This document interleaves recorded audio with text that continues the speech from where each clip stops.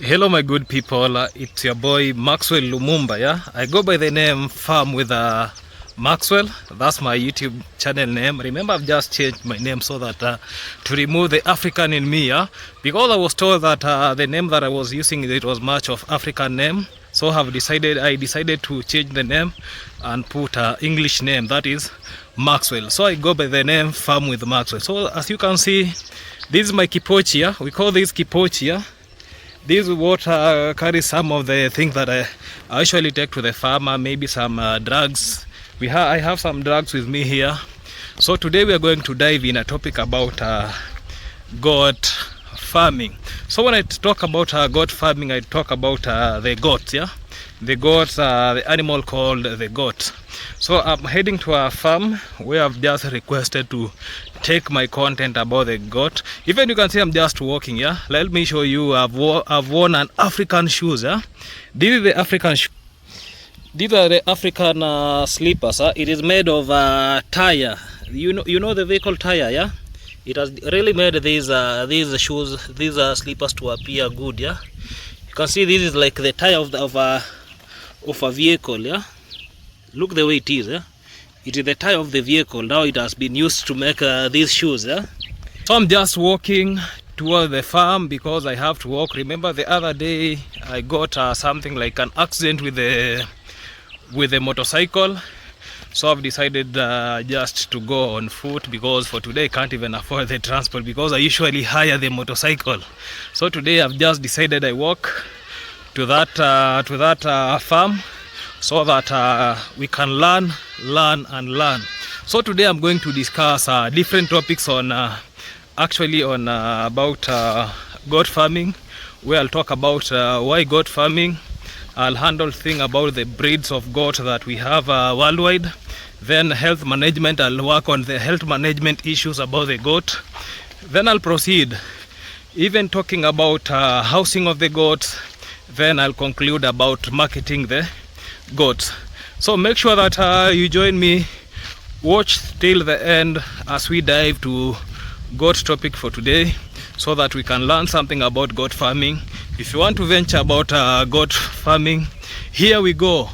Today basically is about goats, and let's make sure that if you have not subscribed and you are new to this channel, make sure you subscribe so that we can learn about animals, yeah?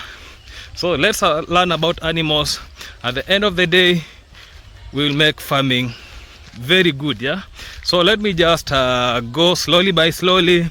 When I reach in the farm, then I'll start my content from there. But for now, I'm just walking, yeah? Let me show you my journey now here. Yeah, this is the way I'm walking. Just pole, yeah? Slowly by slowly to the farm, yeah? This is the journey that I'm walking towards. You can see we have a lot of plantations here. This is a thorny fence, yeah. Then I'm just walking slowly by slowly, passing through different roads. Then at the end of the day, I'll be in the farm, yeah. You'll see that I'll be in the farm. Then we can start our topic from there. So let's sit and watch. Yeah, I've reached where we have some goats. Let me show you goat, yeah. These are sheep that we can look. These are just the local sheep, yeah. This sheep is very huge, yeah. This is sheep, so let me show you a goat, yeah. That is a goat, those are goat, eh? Those two are goat. Then these are sheep, but we have already talked about something about maraba. We have already talked about sheep. So my main focus for today will be about goat, eh? That is a goat. We have here like how many sheep, how many goats? 1, 2, 3, yeah? Those are the goats, yeah? So you can see we have here a mixture of goat and sheep, and you can see the way, yeah, goat and sheep. So this is the topic for today. So I'll elaborate more about goat and the entire thing. So I'll go systematically so that about this goat farming and why do goat farming. Yeah, let me now start with that topic and we dive deeply. So for today I've just squatted because the house is very small for me to stand here. Yes, nitie pastor. Yeah, I'm just requesting the owner to come so that actually before I'm in the compound. Yeah, I've just started a video before request, but I had talked with him on the phone so that I come educate my audience about these animals. So I was talking about I'm squatting because this housing is very small while standing. I'm talking about, yeah, you can see some tree goats here. Yeah, you see that length, I cannot stand here because I'm tall. Yeah, so I was telling you why goat farming. One of the reasons why you should venture into goat farming because the low startup cost as compared to other livestock. That means in terms of feeding, it just eat small feed. You know, these are browsers. Yeah, when I talk about browsers, are the animals that only pick some plants while they are feeding. Another reason why you should venture in this goat farming is high demand for meat, milk, skin, and manure. Remember, you can see their skin. This skin in African culture can be used to make some drums. Yeah, manure you can just increase with it soil fertility in the shambas, so that the garden. Then there are some other breeds of goat. One day when I get that breed of goat that is meant for milk, I will show you that how people actually do what we call milk and meat. Every other person sees meat, some of the goats in the butchery, so that they have been slaughtered. So then I'll dive about the choosing the right goat breeds. Yeah, one of the breed that you have to keep, yeah, it depends on the purpose of your breed. Yeah, why should you keep this choosing the right breed? Yeah, we have some meat breeds, yeah, like Boa, Kalahari, Red. We have Savannah, those are for meat. Then milk breed, we have Toggenburg, Alpine, and Saanen. Yeah, then we have some other dual purpose like Nubian and Jampari.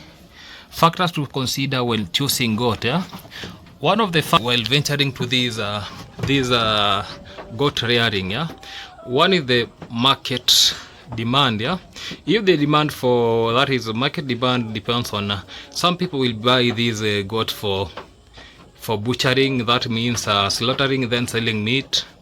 So another thing about breeding, some people buy to keep them, so it depends, especially for maybe market demand.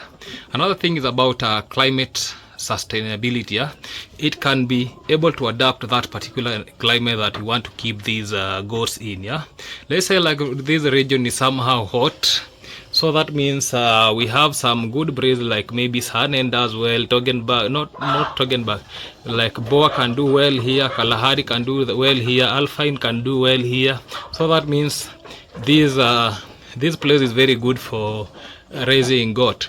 Another reason why you should actually the reason why you should consider these types of venture is about your farm goal. Yeah, remember I just say that some people keep this goat so that they can get meat, milk, or both. So that's about why you should venture in this something like this, and we can really appreciate. We can see this circling, and we have to appreciate about that.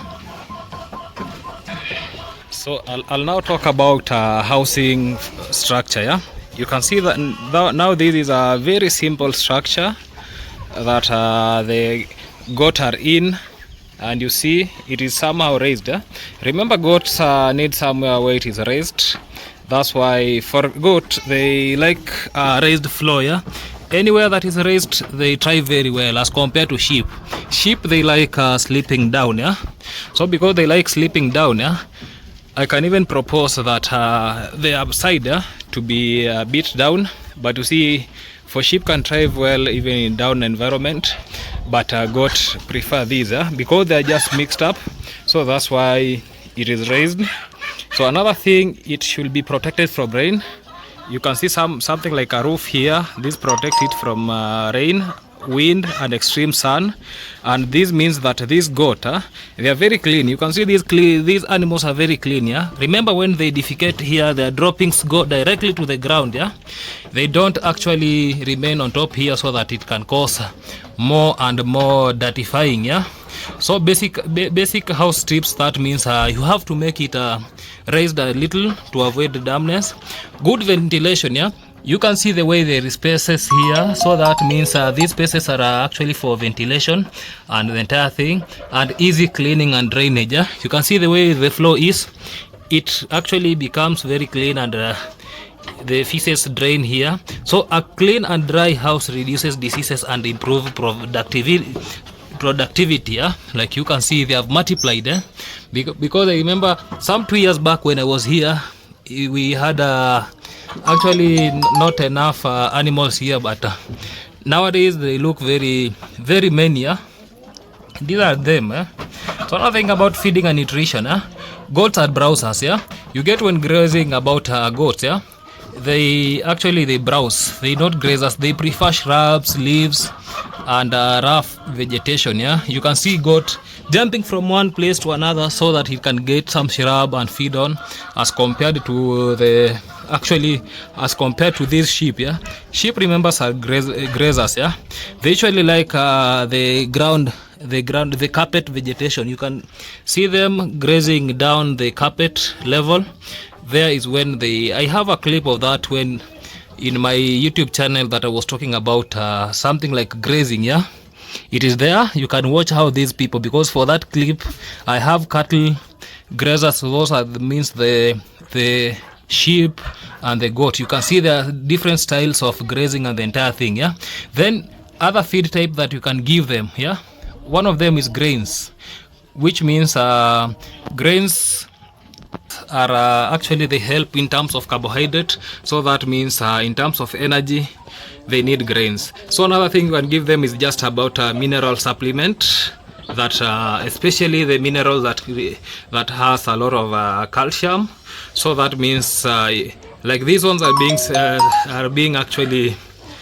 supplemented with the minerals.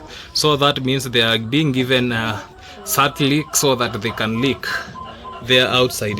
They feed on that thing. You can see where they are there. There is where they're being supplemented, the entire thing, and the entire thing, guys. Water, they are being given enough clean water. And remember, nutrition directly impacts your goat. What do I mean with that? When I talk about direct impact, that means the growth rate, health, and even production in terms of meat and milk. Now I'm going to dive about health management. Let me just face where we have the animal should be on my back. Then I'm going to talk about health management. When I'm talking about health management, I'm talking about common diseases in goat. One of the common diseases in goat is about foot rot. Foot rot is when you see in the digital, in those spaces in the foot, they become it starts limping. So that is what we call foot rot. Another thing is pneumonia. Pneumonia, the predisposing factor is something about climate. So that means coldness can predispose this. Remember, pneumonia is a bacterial infection, even though the coldness can actually stimulate that to be infected.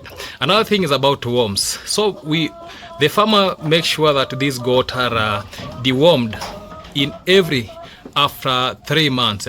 Another thing is about coccidiosis. Coccidiosis, remember, is a parasitic infection that affect especially the young ones. Even the elder ones, they can be disposed and actually cause harm. They have started running away. I don't know why. Okay, they're running away. Because they're running away, I'll now get out. So I was talking about I'm now preventing these breeds of here is where they usually feed, and sometimes they go outside so that they can scavenge to some plants outside. Here you can see they're at the door place, so that means they're just waiting the door to be open so that they can go graze. So I was talking about deworming, which is a preventive measure. So remember, these goats have to be dewormed after every 3 months. They have to be dewormed, so that means that is a regular deworming. Vaccination against for enterotoxemia. I have a script on enterotoxemia, and I actually demonstrated that. And then even for PPR, I talked about something like PPR. PPR in full means pes des petits. It affects very much the goat. Goat are the one which have become very much infected, and then we have the goat pox. Yeah, the same as I described something about the sheep pox. So for the goat pox actually affect the skin. So when you can see the skin of the goat, you see that there's something swollen, and when you try to catch, you can see something it is swollen on the skin. Yeah. So that's about it. So make sure you vaccinate against enterotoxemia, PPR, and goat pox. Even I talked about CCPP, contagious caprine pneumonia, which affects the lungs of the goat. Yeah. So make sure you vaccinate your goat against that. Another thing is about proper hygiene and record keeping. Actually have a record on your entire stock, so that you have record, because when you want to sell at the end of the day, you have to go back to the record, so that you can see how much are you selling this, are you making profit or a loss. Yeah. So remember, a healthy herd is productive herd. Always consult a vet if you see signs of sickness, like maybe coughing, they are rearing like this. You see that goat in the farthest, the brown one, with some white marking. That goat was sick, and it was treated. Yeah, it had some diarrhea, and now it is now thriving very, very, very, very well. So another thing that I'm going to talk about is breeding and kid management. Yeah. So when I'm talking about breeding, yeah, insist on something called inbreeding. Yeah. Inbreeding is just mating from same family. Yeah. So like this goat, you make sure they don't mate with their sisters, their brothers, and the entire thing. So if you want very good genetics or good genetical traits for your animals, make sure you avoid something that we call actually inbreeding. Yeah, the thing that actually reduce the hybrid vigor for these. Yeah. So when you're breeding, best breed practice, yeah, ensure you have a healthy buck and a healthy dogs. Yeah, the male and the female should be very healthy. So, and you actually should select traits that you see these traits maybe for milk, traits for maybe meat conversion. So make sure that you select some good traits, and you should have a controlled breeding season. Yeah, what I'm calling the controlled breeding season, this means that when you have you actually target the seasons where feed is in plenty. Like this one I've just told you, they go scavenge outside, then they come in the evening. So when you're breeding, make sure that these kind of livestock, yeah, you breed targeting that they give birth when feed is in plenty, so that you avoid the chances of maybe hungerness or starving to death. Another thing is about good record keeping, which means mating dates, expecting kidding dates. So when they're pregnant, yeah, remember that they won't go to graze with the rest of the stock, so that means they should remain here. When you have kept good record, yeah, you know when these animals will actually give birth and the entire thing. When knowing that, you can now schedule the rest of the days, the rest of the things, so that you can budget the entire things. Another thing that I want to talk about is about kids care. Ensure kids circle colostrum within the first few hours. Yeah, remember colostrum, we talked about colostrum where we said that colostrum entails antibiotics and antibodies. Yeah, and these antibodies actually boost immunity, the IgG and the I something. Yeah, they boost the kids immunity. So that means they help in terms of immunity, in terms they don't get sick. Also protect the kids from cold. Remember we talked about actually pneumonia that is facilitated by cold, then from predators, because you see for the young ones, yeah, some predators know that the young livestock they don't know how to run, so that means that they can attack and kill the young ones. So that means good breeding practices lead to faster herd growth rate and better profit. Yeah, I'm going to talk something about actually marketing your goat. So where to sell? Local markets. Somebody can sell to local market, that meaning that butcheries, hotels, direct farm sales. Yeah, when I'm talking about local, so that means you can slaughter one of the goat here, so that you can just take it in the butcheries. After taking them to the butcheries, people can just go there, buy meat from that, and go actually take them to consumers, so that they can feed in it. Another thing is about breeding. Yeah, you can sell to the fellow farmer, so that they can you can go there, give birth to more and more other breeds, so that At the end of the day, he will be having even dive to this venture. Yeah, he can dive to this profitable venture. Another thing that I was talking about, milk sales. Yeah, we have some breeds like Toggenburg where they can be milked. Then the milk from the goat being sold, because remember, milk from the goat is very nutritious and is very healthy, and actually people like it. That is a quality milk, because even in terms of butterfat content, it has higher butterfat content as compared to maybe the cattle and the entire thing. Yeah. So another thing that I'm going to talk about, somebody can get manure. Yeah. Let me show you where manure is being collected. Like here, you can see here down. Yeah. This is the place, because this floor is raised. Manure is being collected from down here. Yeah, manure is being collected from down here, goes and they place them in a shamba so that it can help the germination. You see, like this kumawiki here, they have thrived very well because of this manure. Yeah, this manure is the one making these things look green. Yeah, you see they are green and very healthy. Yeah, and that is what we call increasing soil fertility.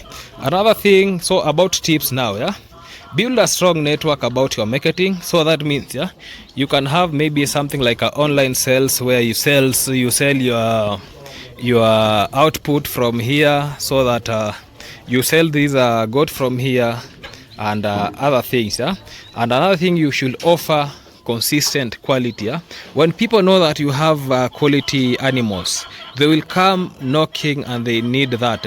And irrespective of the price that you'll ask, at the end of the day, you'll get that you get good business. And another thing, I usually advise farmers to attend livestock fairs and exhibition. Yeah, because when somebody went for farmers especially, you learn a lot of new things. Yeah, because you know we have some technological things, like maybe like now people do insemination for goat without getting that knowledge that there is an insemination for that.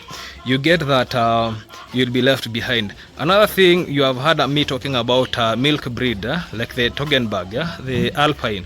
So when you don't go to that workshop, yeah, remember you'll be left behind. You will never know that there is a breed for those kind of animals and the entire thing. So make sure you attend the seminars and the entire thing. When you do that, you actually learn, and learning that makes you, at least you be very competent in this field of livestock rearing. So what I can just say, guys, that's enough for today. Remember, you subscribe to my YouTube channel that is called Farm with Maxwell, so that we can learn something about goat, we can learn about something about pets. So that's enough for today. Thank you, guys. Thank you and goodbye.